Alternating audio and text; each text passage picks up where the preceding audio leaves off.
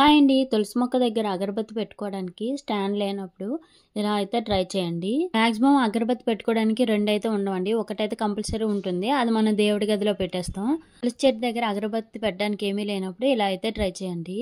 మన ఇంట్లో pen cups ఉంటాయి కదండి. పెన్ అయిపోయినాక ఆ పెన్ కప్స్ పడేస్తూ ఉంటాము. అలాగే స్కెచెస్ అయినా పర్లేదు. స్కెచ్ కప్స్ అయినా ఓకే. కొంచెం కాటన్ తీసి ఆ లోపల పెట్టేసి డబుల్ టేప్ ఉంటుంది కదండి, దాన్ని తీసుకొని ఇలా అయితే పెట్టుకోవాలి. కొంతమంది దేవుని ఫోటోలు గోడకు పెడుతూ ఉంటారండి. ఒక్కోసారి అగరబత్తి పెట్టాలనుకునేటప్పుడు ఇలా అయితే ట్రై చేయండి. ఆ మట్టిలో చాలా మంది అగరబత్తి పెడుతూ ఉంటారండి, ఇలా దోపుతూ ఉంటారు. అలా అయితే అసలు పెట్టకూడదంట, నాకు ఈ మధ్య తెలిసింది. అప్పుడు ఏం చేయాలని ఆలోచించేటప్పుడు ఇలా అయితే ట్రై చేశాను. కరెక్ట్గా సరిపోయిందండి.